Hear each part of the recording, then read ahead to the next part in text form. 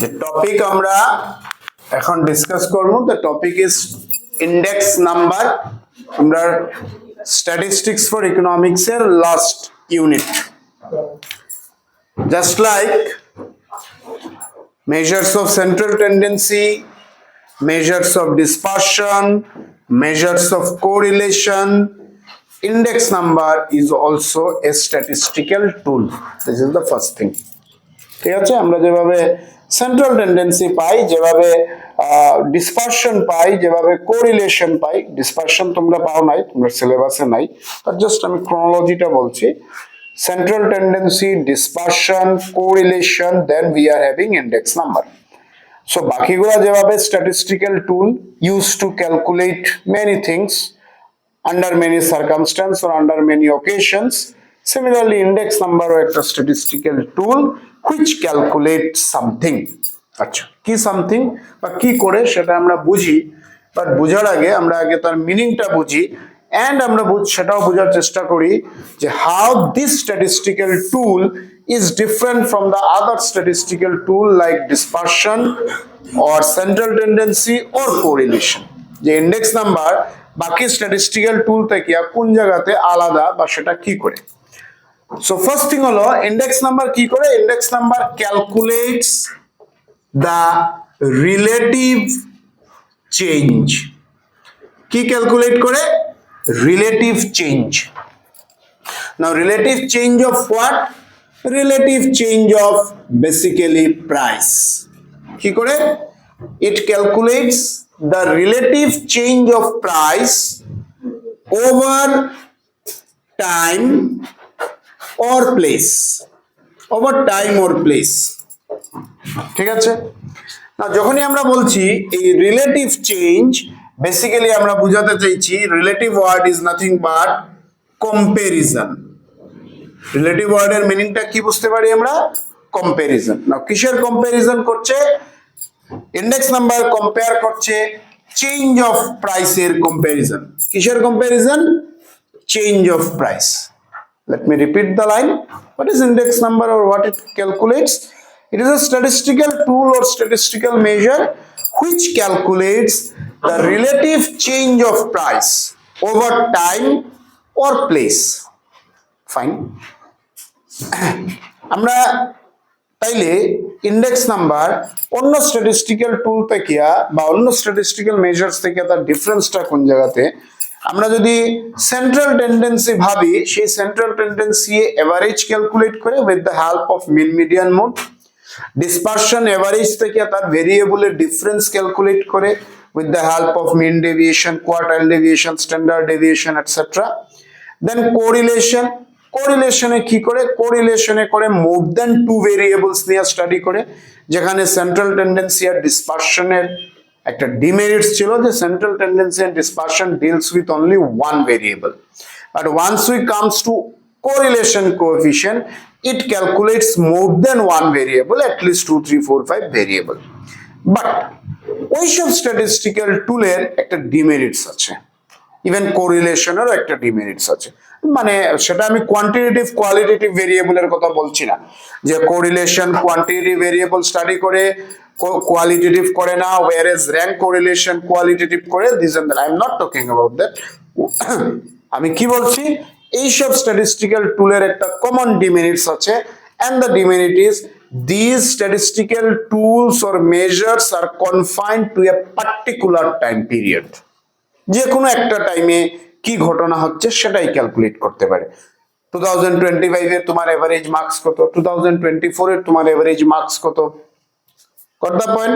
2025 এর correlation, like this. That is, all the statistical tool are confined to a particular time period. But index number is different. Index number কোনো particular time period এ confined না, it calculates over a period of time. ঠিক আছে? না, এই over a period of time মানে এই over a period of time যখন সে calculate করবে, সে দুটা জিনিস ধরবে, একটা ধরবে বেস ইয়ার আর আরেকটা ধরবে কারেন্ট ইয়ার। কি ধরবে? একটা ধরবে বেস ইয়ার, একটা ধরবে কারেন্ট ইয়ার। মনে করো 2025 আর 2020 ঠিক আছে, দুটা টাইম পিরিয়ডের মধ্যে যেটা লেটেস্ট টাইম পিরিয়ড থাকবে সেই লেটেস্ট টাইম পিরিয়ডকে বলা হবে কারেন্ট ইয়ার, আর ওই আরেকটা টাইম পিরিয়ডকে বলা হবে বেস ইয়ার।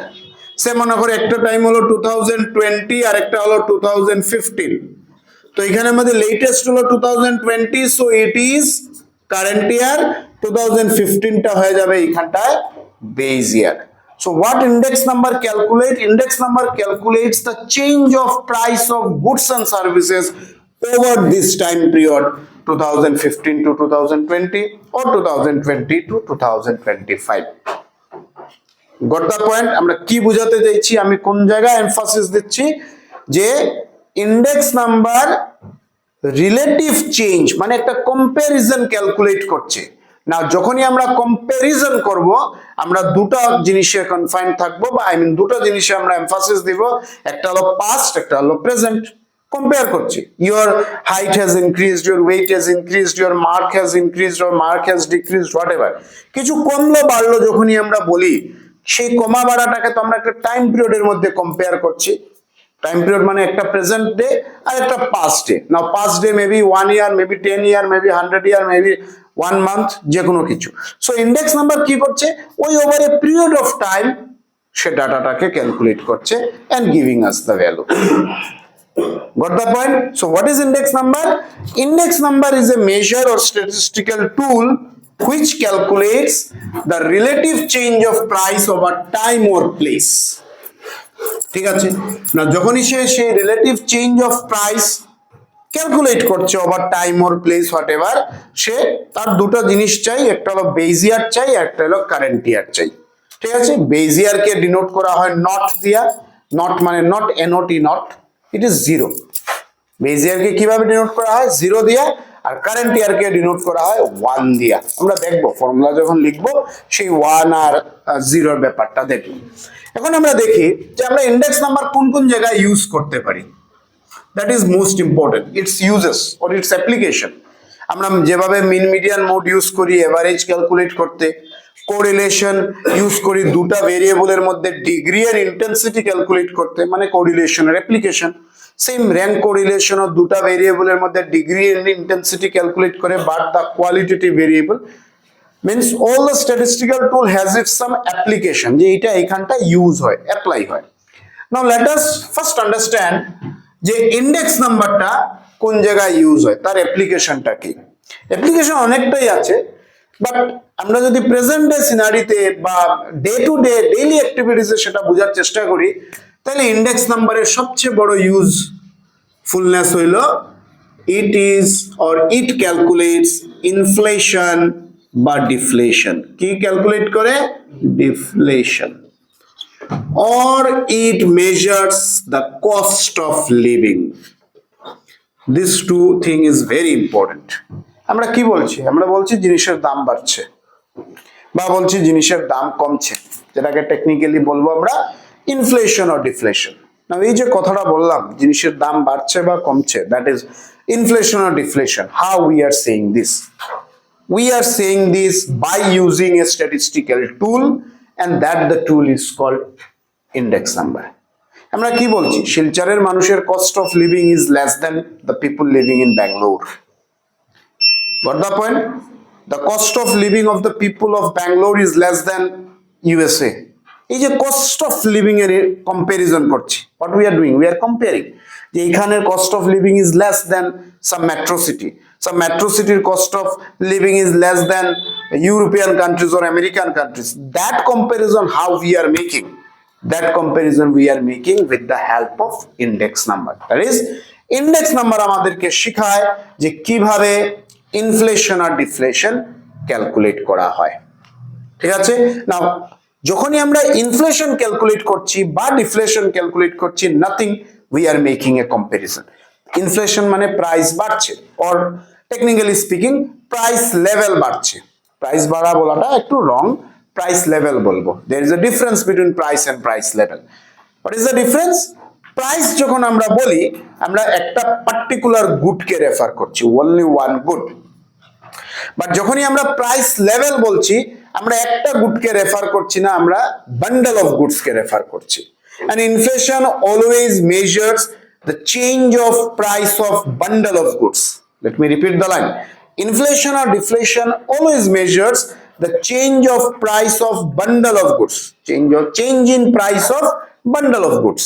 Now যখনই আমরা bundle of goods মানে একসাথে কিছু গুডস এর কথা বলবো সেই সিচুয়েশনটা হয়ে যাবে প্রাইস লেভেল, নট প্রাইস। মানে সে মনে করো আমি বললাম crude oil price rises. Crude oil, that is the price of petrol, diesel, kerosene rises. Crude oil এইখানে পড়ছে, তো যখনই আমরা বলবো price of crude oil rises, it is wrong. In that case we have to say price level of crude oil rises. আমরা যদি বলি শুধু পেট্রোলের দাম বেড়েছে, then we will say price of petrol rises. Technically আমরা অনেক সময় মিস্টেক করি, আননোয়িংলি করি, petrol, diesel, kerosene, LPG cylinder সবকিছুর দাম বাড়ছে, আমরা লিখে নিলাম price of this goods rises. No, here we have to write price level of these goods rises. সে আমি বলতে চাইছি ফর এক্সাম্পল মনে করো অ্যাপেল, অরেঞ্জ, ব্যানানা এই তিনটার জিনিসের দাম বাড়লো, that comes under the category of fruit. ঠিক আছে, so we are saying price of banana, orange and apple rises. No, price level rises, because here we are saying that the price of bundle of goods rises. In that case আমরা সেই সিচুয়েশনটাকেই বলবো inflation বা deflation. নাও যখনই বলছি আমরা বাড়ছে বা কমছে মানে আমরা আজকের সাথে পাস্টের কম্পেয়ার করছি। নাও সেই পাস্টটা গতকালকে হতে পারে, সেই পাস্টটা এক মাস আগেরও হতে পারে, সেই পাস্টটা এক বছর আগেরও হতে পারে। নাও যদি গতকালকেরটা হয় that will be a base year, যদি এক মাস আগেরটা হয় that will be a base time, base year মানে আই মিন বেস টাইম, যদি এর এক বছর আগের হয় that will be a base time, আর আজকের দিনের comparison that will be a current time period.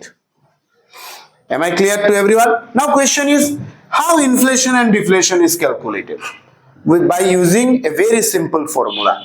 ইনফ্লেশনটা কিভাবে ক্যালকুলেট করা হয় আমরা দেখব পরে।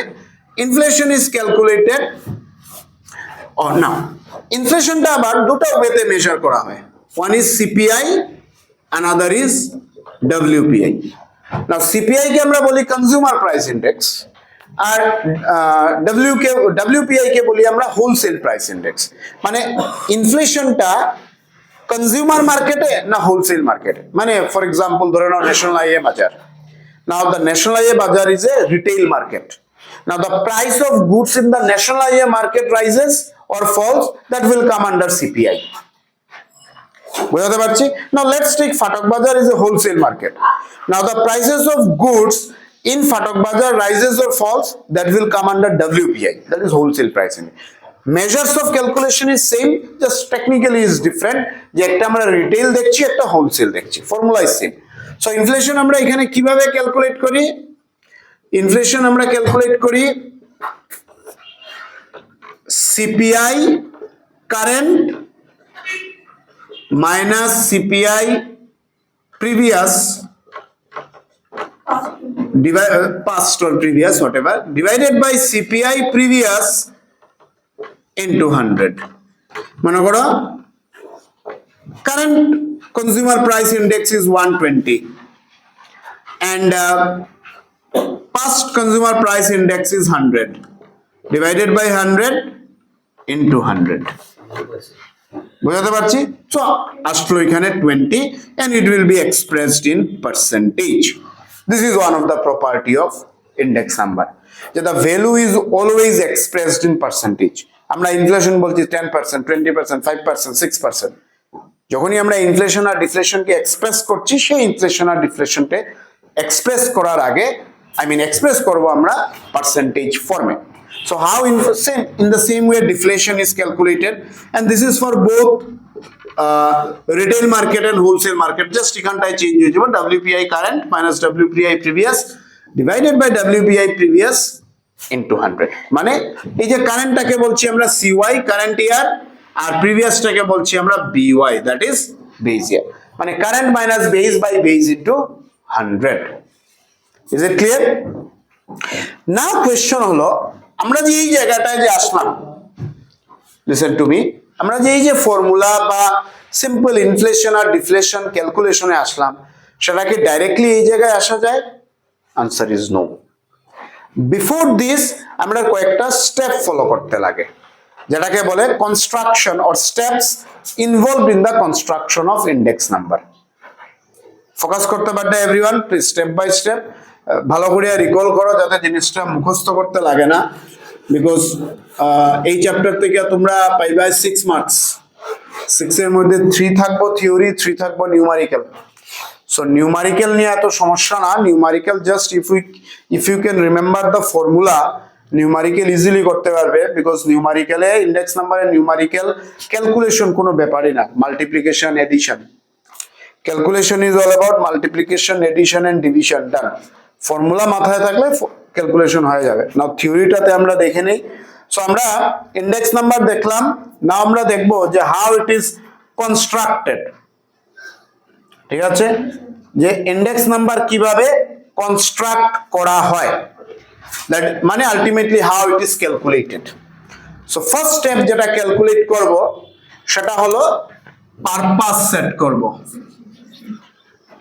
Purpose of constructing index number. Now a purpose of constructing index number মানে আমরা কি ইন্ডেক্স ক্যালকুলেট করতে চাইছি, সিপিআই না WPI, that we will decide first. এখানে প্রত্যেকটা পয়েন্টের আন্ডারে 3-4টা করে লাইন লেখা আছে, সেই লাইনটা যে হুবহু তোমরা লিখতে বা শিখতে তা না, মেইন ফান্ডাটা বুঝো, then frame your sentence. So পারপাসে আমরা কি বুঝাইতেছি, যখনই তুমি ইন্ডেক্স নাম্বার ক্যালকুলেট করবাই or I mean construct করবা, that is যখন ইনফ্লেশন বা ডিফ্লেশন ক্যালকুলেট করবা কিভাবে তোমরা I mean we will proceed। আমরা প্রসিড করার আগে আমরা পারপাস ডিসাইড করব যে আমরা কিসের জন্য ইন্ডেক্স নাম্বারটা ক্যালকুলেট করি, আর সেটা কনজিউমার না হোলসেল, মানে সেটা আমি রিটেল ইনফ্লেশন জানতাম না হোলসেল। না purpose once is decided that we are interested to construct retail inflation, then we will go to national highway market or else we will go to Fatak Bazar market. Karon if we take the information, that is the data from the inflation, I mean from the national highway market, এরপরে যদি আমরা বলি যে আমরা wholesale price index calculate করছি, হবে না। We need to decide the purpose. What purpose? CPI or WPI.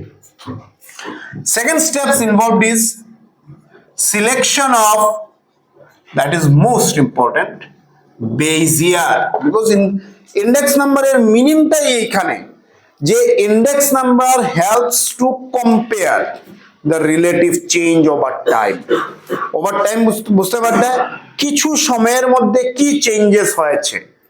নাও এই কিছু সময়টা জন্য দুটো জিনিস, বেজ ইয়ার আর current year. Current year is no issue, আমি যদি আজকে বাজার থেকে ডাটা কালেক্ট করি তার মানে আজকের ডেটটারে আমি কারেন্ট ইয়ার ধরে নিতে পারি। আর নাও আজকের ডেটার সাথে, দ্যাট ইজ আজকের প্রাইসের সাথে আমি কোন প্রাইসের কম্পেয়ার করব, that base time or to be very in layman language past টাইমটা আমাকে ডিসাইড করতে লাগবে।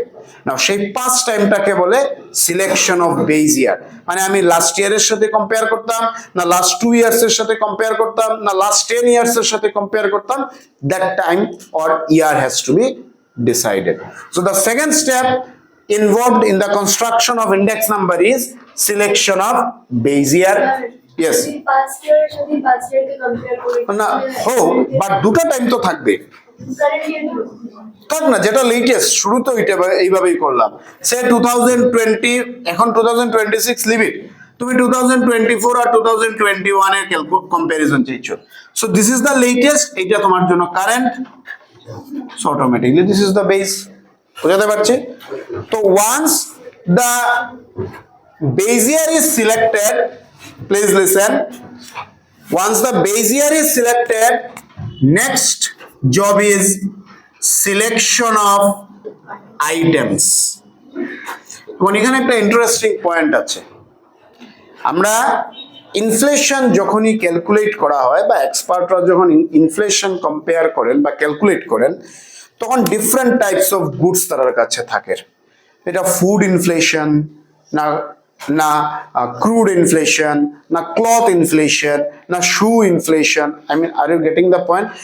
কোন জিনিসের দামের ক্যালকুলেশন হতে চায় বা কোন জিনিসের তুমি ইনফ্লেশন ডিফ্লেশন ক্যালকুলেট করতে চাইলে, that item needs to B selected. তুমি যদি তোমার গোল যদি থাকে যে লাস্ট 5 ইয়ার্সে শিলচর মার্কেটে মাছের দাম কতটা চেঞ্জ হয়েছে, your job is to collect or get the inflation or deflation on this, then you will, your item selection is fish. তুমি যদি চাও যে ভেজিটেবলের দামের কম্পারিজন জানতে চাও, then your items selection of items are vegetables. or cloth, whatever.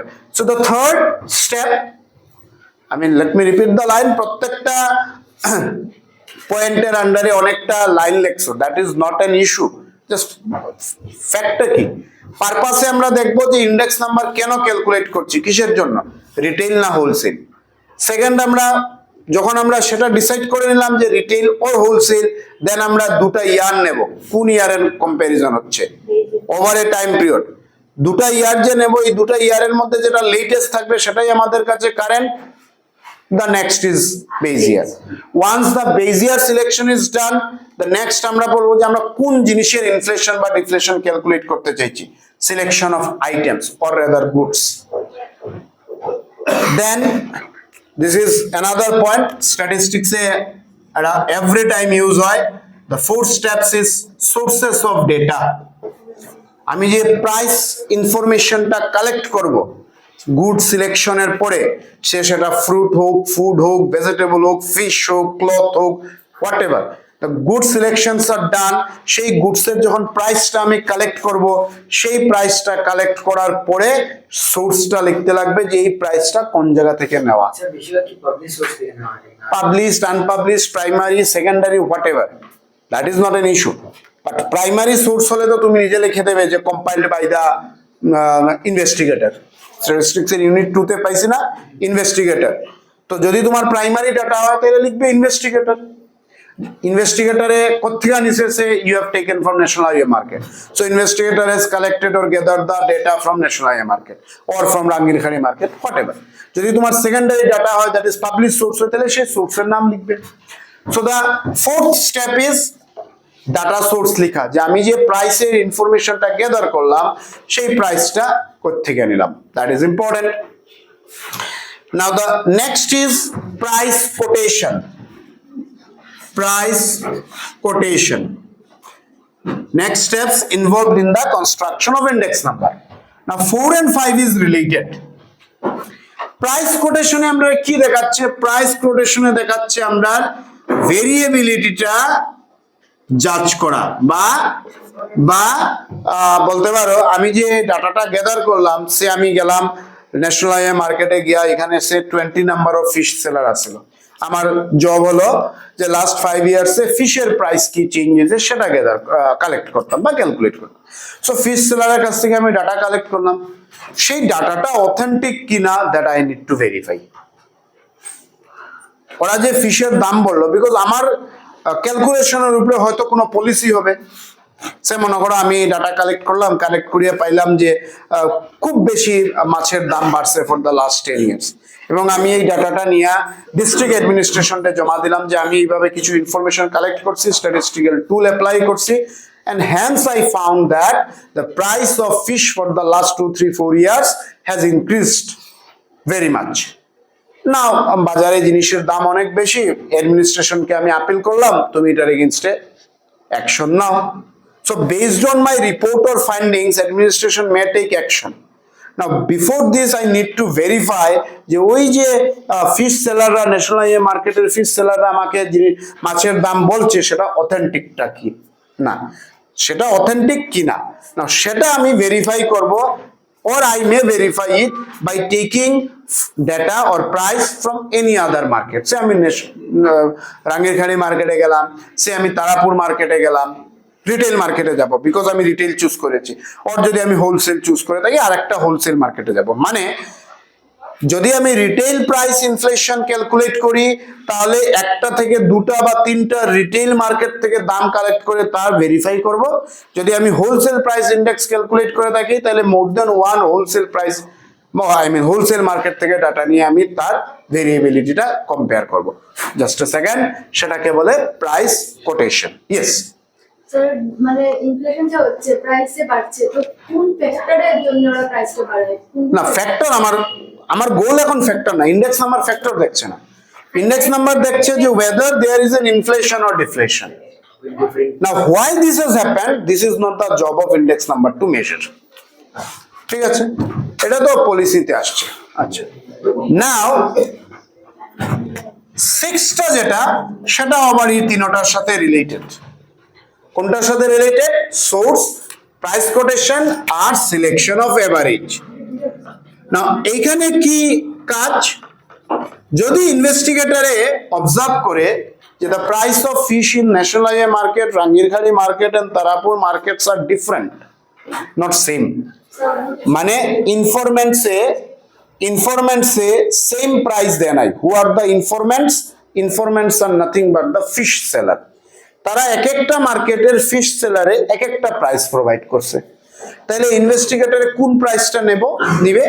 In that case ইনভেস্টিগেটরে তিনটা মার্কেটের প্রাইসের একটা এভারেজ নিয়ে নিতে পারে, and that is the most diplomatic solution. কথা বুঝাইতে পারছি যে তার ক্যালকুলেশনের উপরে যদি কোনো পলিসি ইনিশিয়েট হয়, ইন দ্যাট কেস ইনভেস্টিগেটরের কাছে সবচেয়ে বেশি ডিপ্লোমেসি হলো সে মার্কেট প্রাইসের মার্কেট প্রাইসের এভারেজটা নিয়ে নেবে। If investigator finds that the price are not same for different market. So this is the steps. এরপরে যেটা স্টেপস আসলো, আমাদের কাছে দুটা জিনিস বাকি, দুটা স্টেপ বাকি, and these two are important. একটা হলো সিলেকশন অফ ওয়েট, আর আরেকটা হলো সিলেকশন অফ ফর্মুলা। ইয়েস, এখন এই ইন্ডেক্স নাম্বার ক্যালকুলেট করার জন্য আমাদের কাছে অনেকটা মেথড আছে। একটাকে বলে লেসপিয়ার্স মেথড, একটাকে বলে পাশ্চে মেথড, আর একটাকে বলে fishers method. Now once the investigator has chosen the purpose, has selected the Bezier, selected the items, data collection done, data variation is observed, average is done, then all these informations or data will be put in a formula. Now which formula? There are three formula available to construct or to calculate index number. One is Lespier's formula or method, Paschke and Fisher's. Then the investigator will decide by applying which formula the investigator will construct the index number. Experts suggest that Fisher's method is the best method to calculate index number. Why? আমরা যখন numerical করব আমরা ওই জিনিসটা আরো ভালো করে জানতে পারবো যে why Fisher's method is best. But for the timing, let us just understand Fisher's method এর usefulnessটা হলো Fisher's method is a combination of both Lespier and Paschke formula. মানে লেসপিয়ার আর পাশ্চে আলাদা আলাদা করে মেথড দিয়েছে, আর ফিশার্স এই দুইটা মেথডের কম্বিনেশন করে ফর্মুলা দিয়েছে। That is why somewhere you have written maybe the Fisher's method is considered as the ideal method for calculation of index number. Why Fisher's method is ideal? আমরা যখন numerical করব আমার কাছে এটা খুব বেশি ক্লিয়ার হবে। Fisher's method is ideal because it is a combination of both Lespier's and Paschke formula. ঠিক আছে?